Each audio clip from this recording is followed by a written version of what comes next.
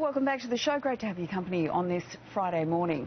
Well, a company representing a comedian has apologised to opposition leader Tony Abbott and his female chief of staff Peter Credlin for what Prime Minister Julia Gillard has described as an offensive joke at a union dinner in Canberra. Deputy Opposition Leader Julie Bishop joins us now. Good morning to you, Ms Bishop. Do you know exactly what was said? I have been told the content of the joke. It was tasteless, it was offensive to Tony Abbott's female chief of staff, but the point of this is that Labor have now failed the very test that they set for the opposition, and Wayne Swan and other ministers remained in the room after the joke was made, so by Labor's own test they endorsed and condoned the joke. As soon as the Prime Minister heard about it, she comprehensively apologised and made her feelings clear about the joke. But apparently other Labor ministers remained in the room, enjoyed the evening. In fact, her deputy, Wayne Swan, even made a speech thereafter. So Labor set a test for the coalition that if an offensive remark is made, we should stand up and leave the room. Well, Labor ministers heard an offensive remark and stayed, and Wayne Swan even made a speech after it. Sexism really has been the flavour of politics over the last couple of weeks. As the most senior female politician in the coalition, have you ever been subjected to sexism? By the Prime Minister's definition, everybody, every day, is continually subjected to sexism. But by my definition, no, I don't believe I have. I've been elected the managing partner of a law firm, I've been elected the deputy leader of the opposition, but I never use sexism as an excuse for my own performance. I never try and silence my critics by claiming their comments about me as sexist.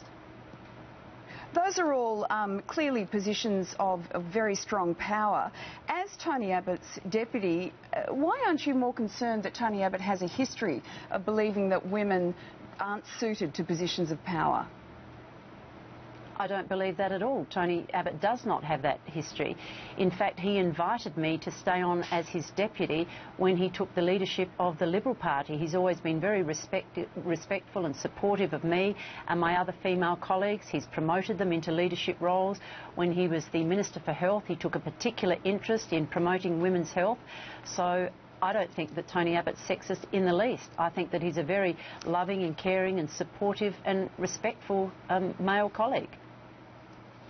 The gender war between Mr Abbott and the Prime Minister has made international headlines, as you would know. You were quoted to have said that Julia Gillard was using gender to protect her from attacks on her performance as Prime Minister. But didn't Tony Abbott play the gender card himself exactly a week ago when he brought his wife Margie onto our program and put her into the fray? Labor have been conducting an orchestrated, coordinated campaign against Tony Abbott, very much like they did in Queensland against Campbell Newman and his family. And they've made these terrible claims against Tony Abbott, including that he's a misogynist. Lisa, that means that they claim he hates women. It's a very offensive thing to say. It should never have been said. It should be withdrawn. But they said he hates women.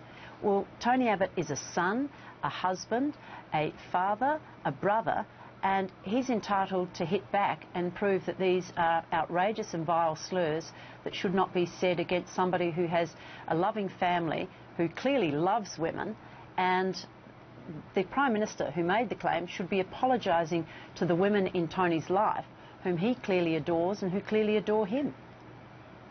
All right, moving on.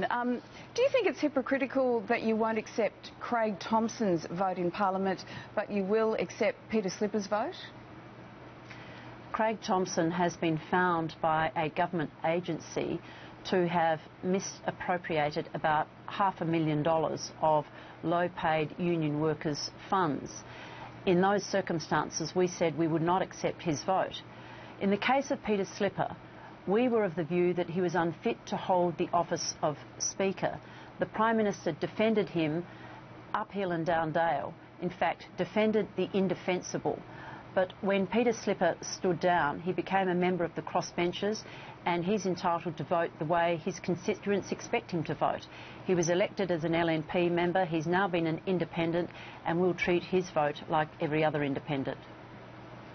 OK, just quickly before we have to go, is Tony Abbott's leadership safe, or is Malcolm Turnbull, who is doing so much better in the polls than Tony Abbott is as preferred PM, do you think he's shaping up for a return? It certainly looks that way. Malcolm is making a wonderful contribution as a key part of our front bench team, and I expect that should we be honoured to win the next election, Malcolm will play a very strong and significant role on our front bench. Tony Abbott is our leader. He has the full support of the coalition to continue as our leader. All right, we will have to leave it there. Julie Bishop, we thank you very much for your time this morning. Thank you. Over to you, Carl.